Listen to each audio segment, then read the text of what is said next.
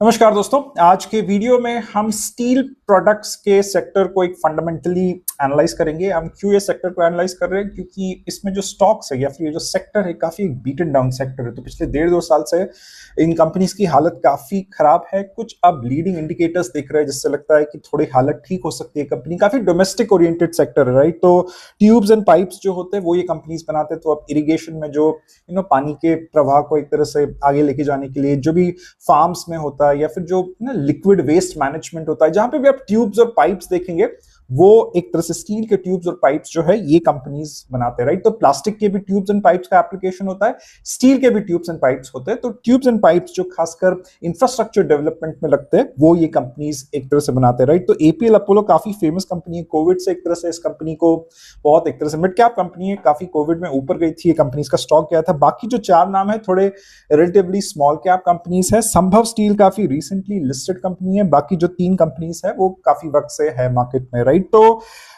थोड़ा bull case देखते हैं। क्यों मुझे लग रहा है कि इस सेक्टर में ग्रोथ दिख रहा है। ग्रोथ तो ऑलरेडी है इस सेक्टर में, बट कुछ कारणोंवश इन कंपनीज के जो स्टॉक्स है वो काफी टूटे हैं पिछले 1.5-2 साल में। तो वो भी समझते हैं and we'll do a fundamental analysis about these companies, right. तो बुल केस क्या है, why growth or volume growth or sales growth will continue in these companies, right। एक तो बहुत इंपॉर्टेंट अनाउंसमेंट हुआ था बजट के दिन कि वो जल जीवन मिशन है, right. They have allocated around 68,000 crore, ये करोड़ मैंने मिस आउट कर दिया, 68,000 crore as opposed to 67,000 crore last year. तो लास्ट ईयर 67,000 crore एक तरह से बजट एस्टिमेट किया था, इस बार 67,000 मतलब 670 crore ज्यादा। पर प्रॉब्लम ये है कि जो एक तरह से 67,000 असाइन किया था, बट जो रिवाइज एस्टिमेट थे या फिर इस्तेमाल जो हुआ पैसा वो सिर्फ 17,000 करोड़ का हुआ। तो बजट में एलोकेट किया जाता है कि FY27 के लिए लेट्स से 67,000 68,000 एलोकेट किए गए हैं, बट उसका इस्तेमाल कितना होता है वो बहुत इंपॉर्टेंट है। That is where they kind of decide कि यार एक्चुअल्स क्या है। मतलब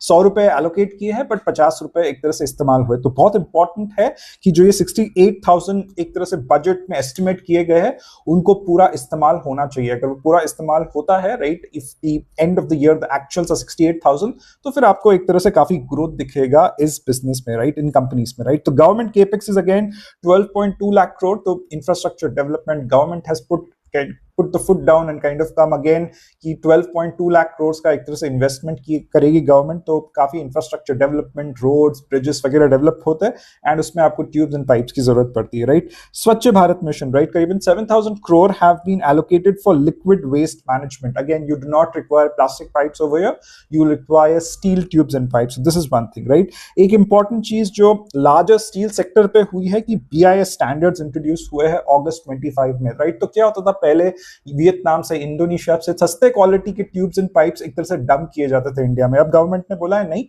एक कुछ हमारे पास कुछ क्वालिटी पैरामीटर्स है, उन पे ही एक तरह से ना हम इंपोर्ट करेंगे। बट इंपोर्ट भी कम कर रहे हैं क्योंकि सेफगार्ड ड्यूटीज जो है 11.5% हो गए। तो 12% थे सेफगार्ड ड्यूटीज FY26 के लिए। अब government for the next 2 years उन्होंने कह दिया कि नेक्स्ट ईयर FY26 के लिए 11.5 रहेगा, FY28 के लिए उसके बाद के साल के लिए कुछ 11% रहेगा। These are the safeguard duties on steel, क्योंकि चाइना बहुत डंप करता है इंडियन मार्केट्स में, वियतनाम बहुत डंप करता है। तो एक तरह से लोकल मिल्स को, लोकल स्टील प्लेयर्स को, लोकल स्टील प्रोडक्ट्स बनाने वाले कंपनीज को प्रोटेक्ट करने के लिए ये सारे सेफगार्ड ड्यूटीज, क्वालिटी पैरामीटर्स ये एक तरह से एक तरह से खड़े किए गए, राइट। तो बुल केस काफी स्ट्रांग है। बेयर केस, सबसे इंपॉर्टेंट चीज, ड्रॉप इन स्टील प्राइसेस। तो अगर आप देखोगे, राइट, ये सेक्टर परफॉर्म तभी करेगा। ये सारे बुल केस हो भी गए, but the profitability in these companies would only come if the steel prices go up, right। यहाँ पर अगर आप देखोगे बहुत सारे कंपनीज जो है decent volume growth दे रहे हैं, decent sales growth दे रहे हैं। यहाँ पे 11% volume growth है, 34% volume growth है, 21% volume growth है, sales growth भी 70% है, 17% है, right। PAT growth तो यहाँ पे 110% है, 63% है। But if you look at the prices of these stocks, all prices are going down. It's because the prices of steel are going down, right। तो यहाँ पे 22-23 में एक तरह से जो हॉट एचआरसी कहते हैं, हॉट रोल कॉइल, जो फ्लैट प्रोडक्ट का एक प्रोडक्ट होता है। एचआरसी स्टील प्राइसेस जो होता है उसको एचआरसी कहते हैं।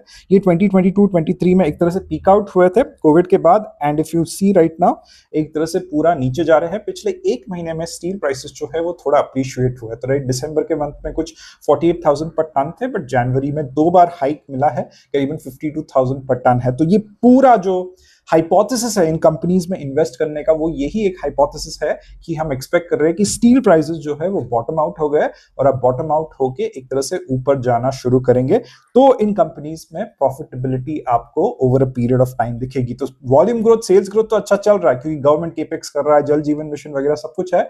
But if you want to see profitability which will eventually lead to like EPS growth और स्टॉक प्राइस ग्रोथ, तो उसके लिए स्टील प्राइसेस का ऊपर आना बहुत इंपॉर्टेंट है, राइट? जो मुझे लगता है कि हो सकता है अगले 6 से 8 महीनों में, राइट? तो क्यों हो सकता है? क्योंकि it's a demand and supply game, right? तो अगर बहुत ज्यादा सप्लाई होगी, बहुत सारा जो स्टील मैन्युफैक्चरर्स जैसे टाटा स्टील, जेएसडब्ल्यू, सेल, अगर बहुत सारे कमीशनिंग करके रखी है तो सप्लाई बहुत ज्यादा रहेगी और प्राइसेस और ज्यादा टूटेंगे। बट इस बार जो कमीशनिंग की है न्यू प्रोजेक्ट्स की, केपेक्स की, थोड़ा सोच समझ के की है, तो थोड़ा कंट्रोल एक तरह से तरीके से की है ताकि डिमांड एक तरह से अब्सॉर्ब कर सके जो भी सप्लाई है, ओवर सप्लाई ना हो जाए। क्योंकि ओवर सप्लाई जब भी होता है तो स्टील प्राइसेस या फिर कोई भी कमोडिटी के प्राइसेस टूटते हैं, राइट? तो कमीशनिंग का डेटा, जो सप्लाई वर्सेस डिमांड का डेटा जो है उसको मैच करना बहुत इंपॉर्टेंट है, राइट? तो इस चीज को मैंने डिस्कस किया कि डाउनवर्ड रिविजन, तो एक तरह से 68,000 करोड़ का एक तरह से आउटले दिया है, बट अगर साल के एंड में ये 20-25,000 करोड़ ही रहेगा तो इन स्टॉक्स के प्राइसेस में आपको कुछ ज्यादा हरकत नहीं दिखेगी, राइट? तो these are two bear cases for these companies, right? तो most important metric to watch is EBITDA per ton, right? EBITDA per ton, जैसे एनबीएफसीज के लिए आप आरओई का मूवमेंट देखते हो, राइट? बैंक्स के लिए आरओई का मूवमेंट देखते हो कि आरओई ऊपर जा रहा है, आरओई बढ़ रहा है, then positive things are happening. उसी प्रकार इन कंपनीज के लिए सिर्फ एक मेट्रिक मैटर करता है, वो है EBITDA पर टन। तो EBITDA पर टन इतना इंपॉर्टेंट क्यों है, राइट? थोड़ा समझ लेते, राइट? अब EBITDA पर टन जो है, दीज कंपनीज यू नो, एक EBITDA per ton बढ़ता क्यों? What are the variables or what are the factors which lead to a better EBITDA per ton, right? तो अगर आप यहाँ पे देखोगे हाईएस्ट EBITDA per ton आपको हरिओम पाइप्स का दिखेगा, संभव स्टील का उसके बाद है, then you look at APL Apollo, and उसके बाद ये दो कंपनीज है जेटीएल और हाईटेक, उनका एक तरह से आ रहा है। तो EBITDA per ton का एक डिमांड साइड पे वेरिएबल होता है और there are couple of variables on the cost side और supply side, right? EBITDA per ton is मतलब मार्जिन्स पर टन, जो पर टन स्टील या स्टील प्रोडक्ट बेच रहे हैं उस पे मार्जिन्स कितने मिल रहे हैं, राइट? तो सबसे इंपॉर्टेंट चीज जो होती है कि क्या आपके डिमांड साइड पे या फिर आपके प्रोडक्ट मिक्स में वैल्यू एडेड प्रोडक्ट्स ज्यादा है, राइट? अगर वैल्यू एडेड प्रोडक्ट्स ज्यादा रहेंगे तो दो चीजें होती है, आपको वैल्यू एडेड प्रोडक्ट ज्यादा मिलेगा तो ज्यादा रहेगा, तो आपका वैल्यू एडेड ग्रोथ होगा, मतलब you know there is some amount of premiumisation that is happening over here, right? One thing. Second thing क्या होता है, अगर स्टील के प्राइसेस टूट भी गए, the fact that you are selling value added products, इतना आपके जो बिजनेस के ऊपर प्रभाव नहीं दिखेगा, राइट? तो एपीएल अपोलो अगर आप देखोगे, right, this works as an FMCG company, क्योंकि ये एक ब्रांडेड प्ले, पूरा एक कंज्यूमर ब्रांड बना के रखा है, and it has 55% market share, right? पूरा डीकमोडिटाइज किया है बिजनेस को, मतलब स्टील के प्राइसेस से कोई लेना देना ही नहीं है एपीएल अपोलो का। एपीएल अपोलो का अगर आप प्राइस देखोगे पिछले 1-1.5 साल से, तो स्टॉक प्राइस ऊपर ही बढ़ रहा है, बाकी सब कंपनीज का स्टॉक प्राइस टूट रहा है। क्योंकि why it has devoid itself, why the stock price is devoid itself from steel prices, because उसको लेना देना ही है स्टील प्राइस से। वो तो एक ब्रांडेड प्लेयर, एक रिटेल प्लेयर है, जैसे एफएमसीजी कैसा एक ब्रांडेड प्ले होता है, वैसे एपीएल अपोलो ने अपने आप को एक ब्रांडेड प्ले की तरह आगे रखा है, राइट? तो एक तरह से अगर आप देखोगे एपीएल अपोलो का वैल्यू एडेड प्रोडक्ट का जो कंट्रीब्यूशन है टॉप लाइन, वो करीबन 58% है। सिमिलरली अगर आप देखो संभव का 93% है, हरिओम का 97% है, राइट? बट हाईटेक और जेटीएल का करीबन 30% है। तो that's why if you see the EBITDA margins are very high for these companies as opposed to these two companies, right? तो EBITDA margin अगर ज्यादा है, EBITDA per ton ज्यादा है, it means कि एक value added play है, इतना ज्यादा sensitive नहीं है steel prices को, right? तो I've mentioned it over here, profitability is driven more by volume and value and not steel prices, right? It has pricing power, तो अगर steel prices बढ़ भी गए तो एक तरह से pricing power होता है इन कंपनीज के पास। तो सप्लाई साइड पे दो चीजें देखना या फिर कॉस्ट साइड पे दो चीजें देखना बहुत इंपॉर्टेंट है। एक तो बिजनेस मॉडल क्या है, एक इंटीग्रेटेड बिजनेस मॉडल है या नहीं, राइट? तो अब संभव स्टील का जो है बिजनेस, वो एक फुल्ली इंटीग्रेटेड बिजनेस मॉडल है। तो इसको थोड़ा समझाता हूं मैं, राइट? तो आपको स्टील ट्यूब्स एंड पाइप्स खरीदना है, तो आपको क्या चाहिए? आपको एक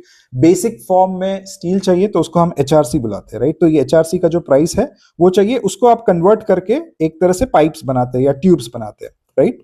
तो ये जो तीन कंपनीज है, एक तरह से जेटीएल, हाईटेक और एपीएल अपोलो, ये लोग क्या करते हैं, ये लोग टाटा स्टील और जेएसडब्ल्यू स्टील के पास जाकर एचआरसी माल उठाते हैं और फिर उसको कन्वर्ट करते हैं और फिर उसको बेच देते हैं, राइट। तो लेट्स से करीबन 50,000 पे एचआरसी उठाया होगा, राइट। और सडनली 2 महीने के बाद, क्योंकि 2 महीने तो लगता है मैन्युफैक्चरिंग के लिए, इन्वेंट्री टाइम होता है करीबन 60 डेज, ये स्टील का जो प्राइस है ये 45,000 हो गया, राइट। तो एक तरह से ये कंपनीज को फिर नुकसान पे चीजें बेचनी पड़ती है या फिर उनका जो मार्जिन है वो कॉन्ट्रैक्ट होता है। तो एपीएल अपोलो का मार्जिन कॉन्ट्रैक्ट नहीं होता क्योंकि वो ब्रांडेड प्ले है, but if you look at JTL and Hitech pipes, इनका मार्जिन जो है वो कॉन्ट्रैक्ट होता है, राइट। तो that's why you see single digit margins over here.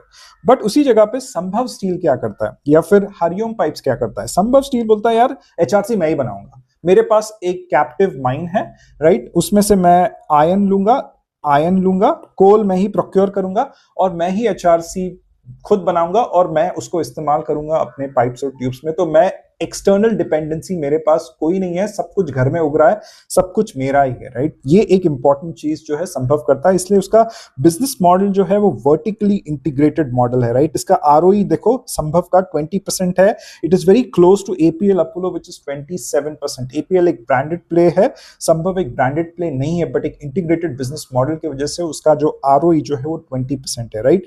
Hariom pipes का क्या है, उनके कैप्टिव माइंस नहीं है, बट वो लोग पैलेट्स जो है, मतलब जो ओर निकाल के सबसे पहला एक बहुत क्रूड फॉर्म ऑफ स्टील होता है, पैलेट्स जो है वो खरीदते हैं मार्केट से।